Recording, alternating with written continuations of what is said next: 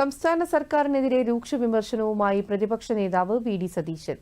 ഉന്നത വിദ്യാഭ്യാസ രംഗത്തെ സംസ്ഥാന സർക്കാർ തകർത്തെന്നും കുട്ടികളാണ് അതിനിരകളായതെന്നും അദ്ദേഹം പറഞ്ഞു. ഡിജിറ്റൽ സർവകലാശാലയിൽ നടക്കുന്നത് വൻ അഴിമതിയാണെന്നും പ്രതിപക്ഷ നേതാവ് ആരോപിച്ചു. ഇന്നലെ കിം പരീക്ഷാഫലം വന്നപ്പോൾ അത് റദ്ദ് ചെയ്തു ഹൈക്കോടതി. ആരെങ്കിലും പ്രോസ്പെക്ടസ് അവസാന നിമിഷം തിരുത്തൂ? സാമാന്യ ബുദ്ധിയുള്ള ആരെങ്കിലും ചെയ്യും? എൻട്രൻസ് കമ്മീഷണറേറ്റിലും ഉന്നത വിദ്യാഭ്യാസ വകുപ്പിലും ഒരു ചിന്തയുമില്ലാതെ കാര്യങ്ങൾ ചെയ്ത് കുട്ടികളുടെ ഭാവി അവതാളത്തിലാക്കുകയാണ്.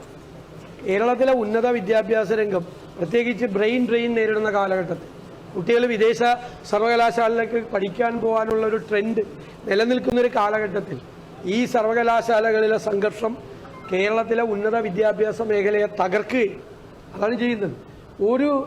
ആരും മുൻകൈ എടുക്കുന്നില്ല അത് തീർക്കാൻ വേണ്ടിയിട്ട്. എന്താണ് നിസ്സാരമായ പ്രശ്നമാണ്. ഒരു സെനറ്റ് ഹാളിൽ ഒരു പരിപാടി നടന്ന വിഷയമാണ്. പ്രശ്നമുണ്ടായി അത് പരിഹരിക്കണ്ടേ? അത് വീണ്ടും അത് ഏറ്റവും സംഘർഷഭരിതമായ സാഹചര്യത്തിലേക്ക് പോവുകയാണ്.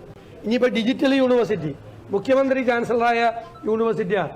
അവിടെ കോടികളുടെ അഴിമതിയാണ് ഇപ്പോൾ പുറത്തു വന്നിരിക്കുന്നത്.